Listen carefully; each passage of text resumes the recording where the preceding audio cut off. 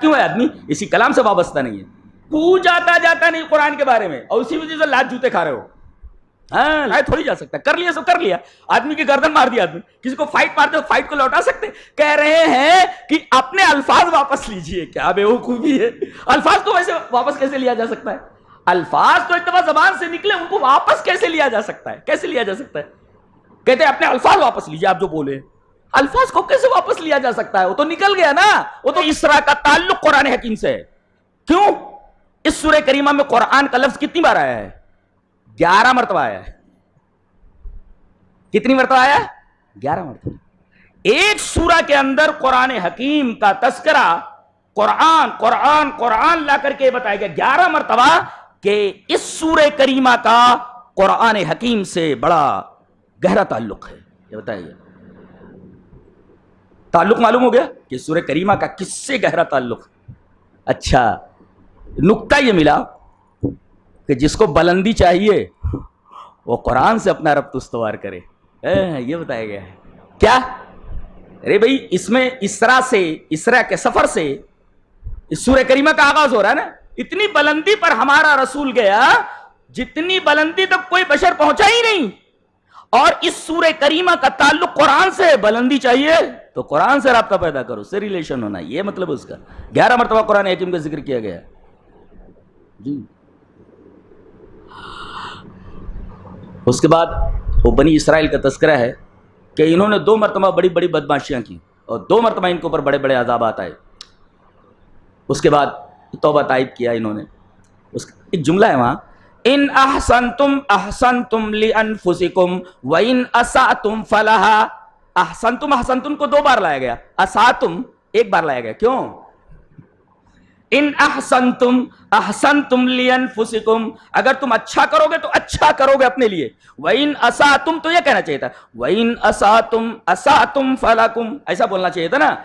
یعنی جب اچھی بات کا تذکرہ آیا تو حسن کو, احسان کو ریپیٹ کیا گیا, اور جب اصاعت کی بات آئی تو اسے ایک ہی مرتبہ ذکر کیا. نکتہ یہ ملا کہ کسی اچھی اور ناپسندیدہ بات کو کئی بار کہا جا سکتا ہے, لیکن بری بات کو بار بار نہیں دہرانا چاہیے. یہ نکتہ ہے. ان احسنتم احسنتم لانفسکم, اگر اچھا کرو گے تو اچھا 2 بار احسنتم ہے. وَإِنْ أَسَأْتُمْ, یہ احسنتم کے مقابلے میں ہے تو 2 مرتبہ لانا چاہیے تھا نا. احسنتم احسنتم اساتم اساتم لانا چاہیے تھا نا. بتایا گیا کہ ناپسندیدہ چیز کا تذکرہ بقدر ضرورت ہونا چاہیے. اچھی چیز کا تذکرہ بار بار, اور بری چیز کا تذکرہ بقدر ضرورت. بلا ضرورت بری اور ناپسندیدہ چیز کا تذکرہ نہیں کرنا چاہیے. اللہ, بات کرنے کا طریقہ بتایا گیا ہے. آگے فرمایا گیا ان هذا القرآن يهدي للتي هي اقوم, یہ پہلا تذکرہ ہے قرآن حکیم کا اسی صفحے میں. اقوم اس میں تفصیل ہے, اس میں علماء بیٹھے ہوئے ہیں, بچیاں ہیں وہ جو نحو سے دلچسپی رکھتی ہیں. اقوم اس میں تفصیل ہے. اس میں تفصیل کا استعمال 3 طریقوں سے ہوتا ہے. نہیں سمجھ میں آ رہا ہے وہ سمجھ رہے ہیں آپ لوگ, سن لو, نہ سمجھ میں آئے تو کوئی بات نہیں.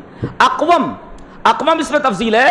اس میں تفصیل کا استعمال 3 طریقوں سے ہوتا ہے. من کے ساتھ, جیسے زید افضل من امر, جیسے انگریزی میں ہوتا ہے نا کہ کمپیریٹو ڈگری کے ساتھ دین لایا جاتا ہے. زید از گریٹر دین امر, تو دین وہ من کے ساتھ استعمال ہوتا ہے. اس میں تفصیل کا کمپیریٹو ڈگری ہوتی ہے. اور ایک استعمال اس کا اضافت کے ساتھ ہوتا ہے, جاءنی افضل القوم, اور ایک استعمال اس کا ہوتا ہے الف لام کے ساتھ, جاءنی زید الافضل. یہاں دیکھو کوئی بھی چیز نہیں لائی گئی, مطلب چھوڑ دیا گیا ہے. ان هذا القرآن يهدي للتي هي اقوم. کیا اقوم؟ کتنا سیدھا, کس بارے میں سیدھا؟ بتایا یہ گیا کہ عقیدے کے بارے میں سب سے سیدھا, عمل کے بارے میں سب سے زیادہ سیدھا, اخلاق کے بارے میں سب سے زیادہ سیدھا, سیاست کے بارے میں سب سے زیادہ سیدھا, معیشت کے بارے, یعنی مطلق لا کر کے اس میں تفصیل کو, میننگ کا ایک بہت بڑا اسپیس عقل انسانی کے اوپر چھوڑ دیا گیا کہ اب تم بڑھا لو, اسپیس بڑھا لو, کتنا کرنا ہے. ابن باز رحمہ اللہ, مفتی سعودی عرب, انتقال ہو گیا, اللہ انہیں غریق رحمت کرے. ان سے ایک دفعہ ایک صاحب نے پوچھا, ما کتب العقیدۃ التی تنصحون بها, عقیدے کی سب سے اچھی کتاب کون سی ہے؟ پوچھا گیا. کس سے پوچھا گیا؟ ابن عباس سے. ما کتب العقیدۃ التی تنصحون بها، کہ عقیدے کی سب سے عظیم کتاب کون سی ہے؟ شیخ نے فرمایا اعظم کتب العقیدۃ وانفعها کتاب اللہ القرآن. بتایا گیا کہ عقیدے کی سب سے بے نظیر کتاب، کہ اس سے زیادہ بے نظیر کتاب ہو ہی نہیں سکتی اور اس سے زیادہ نافع نہیں ہو سکتی، قرآن حکیم ہے. لوگ بہت ساری کتابیں پڑھا رہے ہیں، لیکن عالم یہ ہے کہ قرآن کے بارے میں بالکل تقریباً بہت سارے لوگ زیرو ہیں. ہاں، گویا عقیدے کی سب سے بڑی کتاب قرآن حکیم ہے. کچھ لوگ کچھ مخصوص کتابیں عقیدے کی پڑھا لیتے ہیں، وہ کافی نہیں ہے. وہ عقیدے کی سب سے عظیم الشان کتاب قرآن حکیم ہے. بعض لوگ بیچارے ایسے ہیں، کہتے ہیں کہ فلاں طالب علم جب مدینہ یونیورسٹی گیا تو اس سے پوچھا گیا کہ آپ نے عقیدہ کس سے پڑھا ہے؟ کہ فلاں صاحب سے. فلاں صاحب کا حال یہ ہے کہ انہیں ایک جملہ دے دیا جائے نا کہ یہ معمول مقدم کیوں ہے، عامل بعد میں کیوں ہے، معمول پہلے کیوں ہے، ان کو اس کی تمیز نہیں. وہ ایک دوسرے کی تعریف کر لیتے بیچارے. تعریف کرنے والا منتظر نانو عادس ہے، روٹی اور دال کے پیچھے ہے کہ حضرت کی تعریف کر دیں گے تو روٹی دال کا انتظام ہو جائے گا، اور وہ بیچارہ خامخواہ خوش ہو لے رہا ہے، اس لیے کوئی جانتے نہیں، بوڑم ہے وہ جی. تو ایک دوسرے کو ایسے خوش کر لے رہے. عقیدے کی سب سے بہترین کتاب قرآن حکیم ہے. اگر قرآن حکیم کے اوپر گہری نظر نہیں ہے، میرا خیال یہ ہے کہ عقیدے کی بڑی کتاب اسی آدمی کو دی جائے، اسی استاذ کو دی جائے جو قرآن حکیم پر گہری نظر رکھتا ہو. ورنہ قرآن حکیم کے بارے میں علم نہیں، عقیدے کی کتاب نہ دی جائے پڑھانے کے لیے اس کو، اس لیے اسے خود عقیدہ نہیں آ رہا ہے.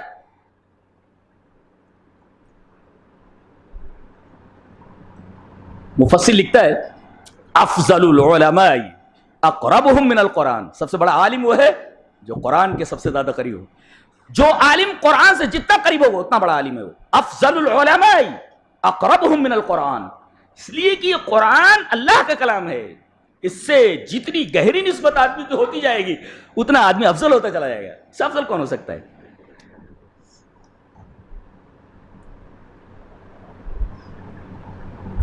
آگے ایک بڑی پیاری بات فرمائے گی، نائٹ ڈیوٹی کرنا فطرت کے خلاف ہے.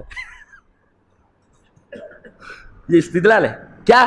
نائٹ ڈیوٹی کرنا فطرت کے خلاف ہے، الا یہ کہ ضرورت شدیدہ ہو، اس کے بغیر نہ چلتا ہو. اس لیے کہ کہیں کہیں تو ایسا ہوتا ہے کہ ضرورت شدیدہ پر حرام چیز حلال ہو جاتی ہے. جی اللہ نے فرمایا وَجَعَلْنَا آیَةَ النَّهَارِ مُبْصِرَةً لِتَبْتَغُوا فَضْلًا مِّن رَبِّكُمْ، ہم نے دن کو نشانی بنایا ہے دیکھنے والی، تاکہ تم دن میں اللہ کی روزی تلاش کرو. یعنی روزی کی تلاش دن میں ہونی چاہیے، رات سونے کے لیے بنائی گئی ہے. اللہ یہ کہ ضرورت شدیدہ ہو، بھئی کہیں کسی حفاظت کی ضرورت ہے تو آدمی کو نائٹ میں رکھ لیا گیا تاکہ نقصان نہ ہو، جائز ہے. اور ایک نکتہ بتائے گا مبصرتن لا کر کے، وہ جاننا آیتن نہر کہہ دیا جاتا، لتبتغوا فضلا من ربکم، یہ مبصرتن کیوں لایا گیا؟ مبصرتن کا مطلب التی یبصر فیہا، جس کے اندر آدمی دیکھتا ہے. یہ مبصرتن لا کر کے سائنس کا ایک بڑا گہرا مسئلہ بیان کیا گیا ہے کہ پہلے روشنی کسی چیز کے اوپر پڑتی ہے، پھر اس کے بعد منعکس ہو کر کے آنکھ تک پہنچتی ہے. اس کا مطلب اگر روشنی نہ ہو تو منعکس ہو کر کے آدمی کی آنکھ تک نہیں پہنچے گی، وہ شے نظر نہیں آئے گی. اسی وجہ سے مبصرہ لایا گیا، تو بڑا دیا گیا. سائنس کا ایک مسئلہ حل کر دیا گیا کہ آدمی دیکھتا ہے کسی چیز کو تو کیسے دیکھتا ہے؟ جی آدمی کسی چیز کو کیسے دیکھتا ہے؟ جب لائٹ اس کے اوپر پڑتی ہے تو لائٹ کا انعکاس آنکھوں کی طرف آتا ہے. اگر یہ انعکاس نہ ہو، روشنی نہ پڑے تو انعکاس نہیں ہوگا، اور انعکاس نہ ہو تو آدمی اس چیز کو دیکھ نہیں سکتا. انعکاس ضروری ہے لائٹ کا، نور کا، لہذا مبصرتن لایا گیا. حیرت انگیز کتاب ہے. آگے فرمایا گیا وَكُلَّ إِنسَانٍ أَلْزَمْنَاهُ طَائِرَهُ فِي عُنُقِهِ، ہر آدمی کا عمل ہم نے اس کی گردن میں لٹکا دیا. عنق مینس گردن، گردن میں لٹکا دیا. بڑی رک کر کے میں ایک بحث کرنا چاہ رہا ہوں. ابن عباس سے پوچھا گیا مت طائر، اس آیت میں طائر کا کیا مطلب ہے؟ طائر مانے پرندہ، طائر مینس پرندہ، چڑیا، اڑنے والا. ابن عباس رضی اللہ تعالیٰ عنہ سے پوچھا گیا کہ طائر کا یہاں اس آیت میں کیا مطلب ہے؟ کہا کہ الطائر عمل الانسان، طائر کہتے ہیں انسان کے عمل کو. پتہ یہ چلا کہ اللہ تعالیٰ نے یہاں عمل کو چڑیا کہا ہے. کیوں؟ بتایا ہے پہلے تول پھر بول. پہلے تول پھر بول. اس لیے کہ آپ کا قول، آپ کا عمل، آپ نے جو کر لیا، آپ نے جو بول دیا، اڑ گیا، پھر دوبارہ اس چڑیا کو نہیں پکڑا جا سکتا. لہذا بہت سنبھل کر بولو. پہلے تول پھر بول، یعنی choose the words carefully lest you should get caught in trouble. ہاں، ذرا سنبھال کر الفاظ یوز کیجئے، پریشانی میں بن جائیں گے آپ. جی جی جی، چوز دا ورڈز کیئرفلی، بہت احتیاط سے الفاظ کو چوز کیجئے. List you should fall in trouble, lest you should get caught in trouble. ہاں، پریشانی میں پھنس جائیں گے. کہتے ہیں یہی زبان پان کھلوائے اور یہی زبان جوتا. زبان کی بڑی اہمیت جی. تو ورڈز کو بہت ہی کیئرفلی چوز کیجیے. اسی وجہ سے اس کو طائر کہا گیا. آدمی کے عمل کو ایک دفعہ کر لیا پھر اس کو لوٹایا، طائر ہے، اڑ گیا، وہ پرندہ ہے. وہ اللہ تبارک تعالیٰ نے فرمایا کوئی قول بولنے سے پہلے تولو اور عمل کرنے سے پہلے 10 بار سوچو، اس لیے کہ وہ طائر ہے، اڑ گیا تو پھر ہاتھ نہیں آتا. ایک نکتہ، ایک استدلال اور. چڑیے، یہ جو پرندے تو 2 قسم کے ہوتے ہیں. ایک پہاڑوں کے اوپر رہتے ہیں، جیسے شاہین. تو شاہین ہے بسیرا کر پہاڑوں کی چٹانوں میں. تو ایک شاہین ہوتا ہے جو پہاڑوں کے اوپر رہتا ہے، اور ایک گدھ ہوتا ہے جو لاشوں کو نوچ نوچ کر کھاتا ہے. اللہ فرما رہا ہے کہ کون سا پرندہ بننا پسند کرتے ہو؟ کون سا پرندہ؟ تمہارا عمل کون سا پرندہ ہونا؟ یہ لاشیں نوچ کو نوچ کر برا عمل ہونا، یا پہاڑوں کے اوپر رہنے والا بہترین پرندہ ہونا؟ اللہ. وَكُلَّ إِنسَانٍ، بڑی میرے پاس الفاظ نہیں ہے اس کتاب کی تعریف کرنے کے لیے، اور اللہ کے کلام کی کون تعریف کر سکتا ہے جی. وَكُلَّ إِنسَانٍ أَلْزَمْنَاهُ طَائِرَهُ، انسان کا عمل اس کا طائر ہے، چڑیا ہے، پرندہ ہے، اڑ جائے. اچھا، اس کے بعد یہ کہا گیا ہے کہ عمل جو ہوتا ہے نا، اچھا یا برا، بہت غور سے دیکھو، اچھا یا برا اس کی گردن میں ہے نا. گویا کہ انسان کے گلے میں پٹا ڈال دیا گیا ہے، ایسے جیسے کسی جانور کے گلے میں پٹا ڈال دیا گیا گردن میں. اب یہ عمل کھینچ کر لے جا رہا ہے. گلے میں پٹا ہے نا ہر انسان کے. وَكُلَّ إِنسَانٍ أَلْزَمْنَاهُ طَائِرَهُ فِي عُنُقِهِ، اس کے گردن میں پٹا ہے اور عمل کے ہاتھ میں وہ پٹا دے دیا گیا ہے. برا عمل ہے جہنم میں کھینچ کر لے جا رہا ہے، اچھا عمل ہے تو جنت میں لے جا رہا ہے. عنق لا کر کے بتایا گیا، گردن لا کر کے بتایا گیا. کیا کتاب ہے، سبحان اللہ، سبحان من ھذا کلامہ. پاک ہے وہ جو اس طریقے کی تکلم، اس طریقے کا تکلم کرتا ہے، اس طریقے سے بات کرتا ہے. تمام استعارے، میٹافاز، تمام سینکڈکیز آپ دیکھیے، مجاز مرسل آپ دیکھیے، میٹافاز، استعارات، کمال ہے، کمال. بلاغت کی انتہا ہے، ایجاز کی انتہا ہے، فصاحت کی انتہا ہے. سارے ورڈز حد اعجاز میں، حد اعجاز کے باہر ہے. اس کے بعد کہا گیا کہ بھئی یہ عمل تو لٹکا ہوا کر دو، وہ عمل کھینچ کر لے جا رہا ہے. اچھا، گلے میں لٹکا ہوا ہے، کھینچ کر لے جا رہا ہے اس کا عمل، اچھا یا برا، وہ اس طرف لے جا رہا ہے، وہ اس طرف لے جا رہا ہے. قیامت کے دن کہا جائے گا ذرا وہ عمل جو اس نے کیا لکھا ہوا ہے، کہا جائے پڑھ اقرا کتابک. اس پر کسی نے، مفسر نے بڑا اچھا تبصرہ کیا ہے.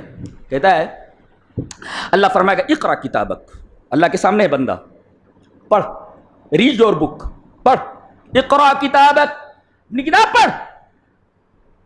ایک نے بڑا اچھا تبصرہ کیا ہے مفسر نے، اللہ اس کے اوپر رحم کرے، بڑا اچھا کہا، الیوم انت الکاتب وغدا انت القاری فاحسن اليوم لتفرح غدا. یہ تفسیرہ ہے اس آیت کریمہ پر. کیا آج تم کاتب ہو، لکھ رہے ہو، اور وغدن انت القاری، کل آپ کو وہی پڑھنا ہے جو آپ نے لکھا ہے. فاحسن اليوم، اچھا اچھا لکھ لو، لتفرح غدا، تاکہ اپنی تحریر پر تم خوش ہو جاؤ پڑھ کر کے.